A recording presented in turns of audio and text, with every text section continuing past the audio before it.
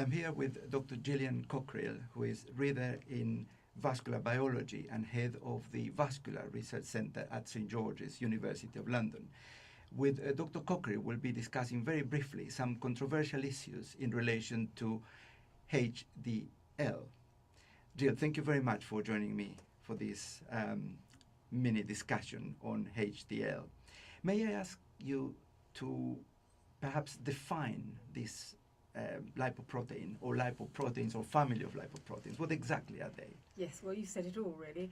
They are a very heterogeneous family of lipoproteins with a broad range of sizes, compositions in regard to lipids and proteins.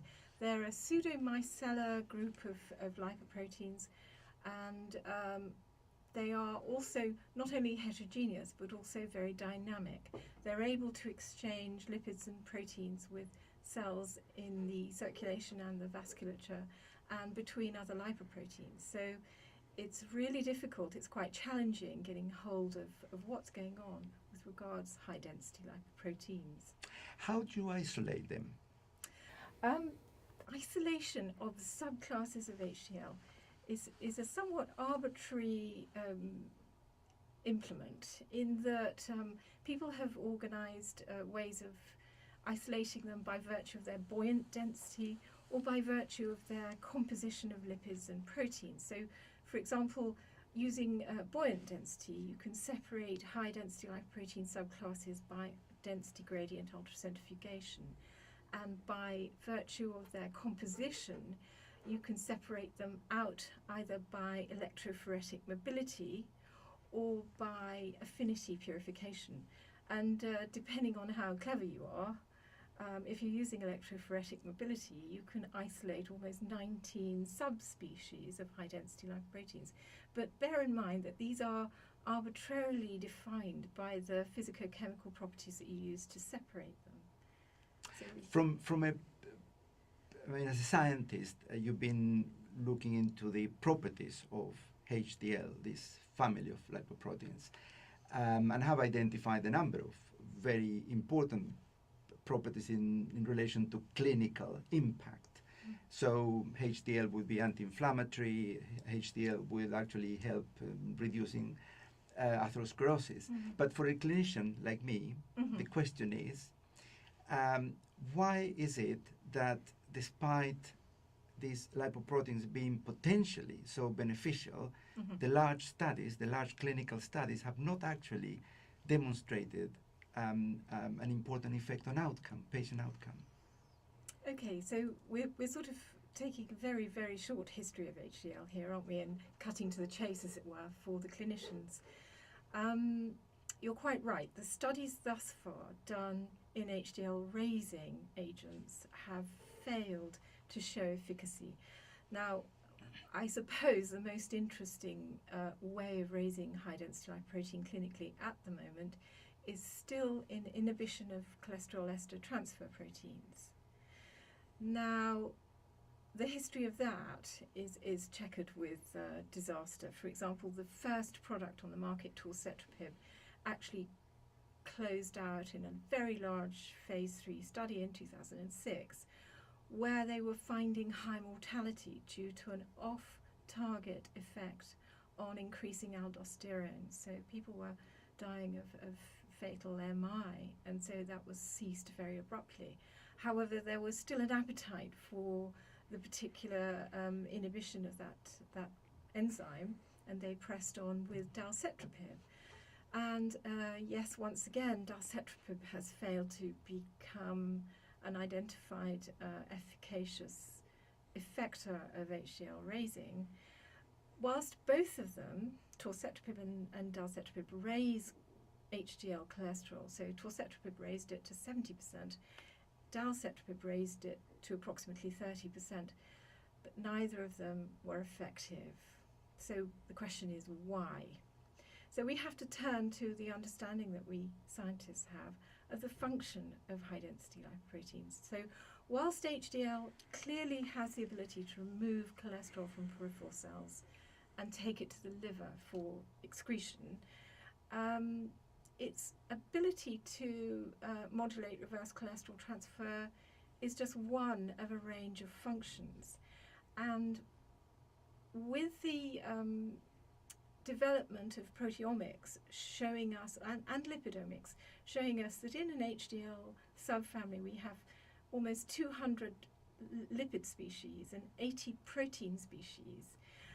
Now it's quite interesting that of those 80 proteins, only a third of them are involved in lipid metabolism. The remainder are involved in things like complement fixation and things like responses more related to the innate immune system. So whilst it may be HDL has a cholesterol removing function, the ancestral function of those lipoproteins may very well be more related to the innate immune responses.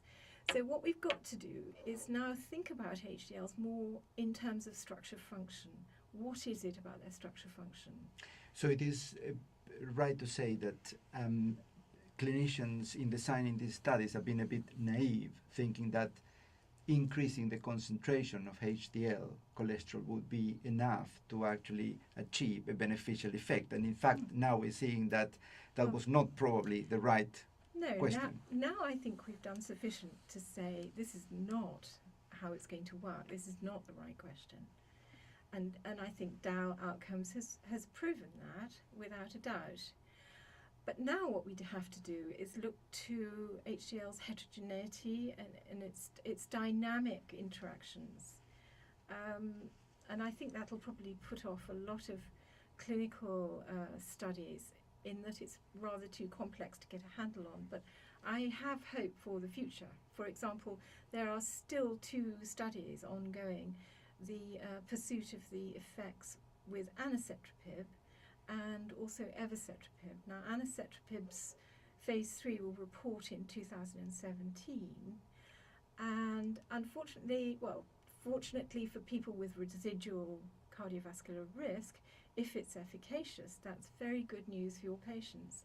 However, because this particular CETP inhibitor raises HDL but also lowers LDL, we'll never be able to say that it's an HDL raising effect.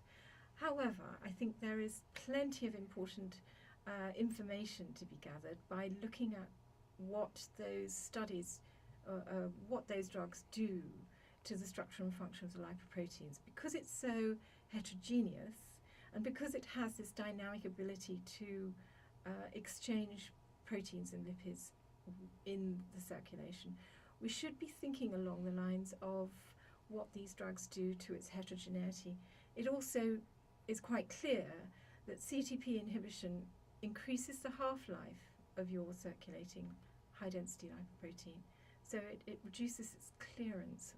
And so it has more opportunity, if you like, to pick up things that alter its function. So there is more need to look at structure function in these particular drugs. So from your perspective as a scientist, it is not the end of the road for the high-density lipoproteins in relation to management of atherosclerosis. It is just that the emphasis of the studies and the search should go into understanding the molecule or the families of molecules rather than simply try to actually increase the concentration in the circulation. Would that be a fair summary? Absolutely. I think you're bang on. I think the whole idea of HDL raising is not dead in the water. We just need to find the right product.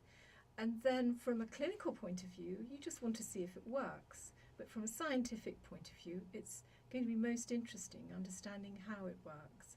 And we know that it's not just simply raising high-density lipoprotein cholesterol. Thank you very much, Dr. You're Cockerill. welcome. Thank you.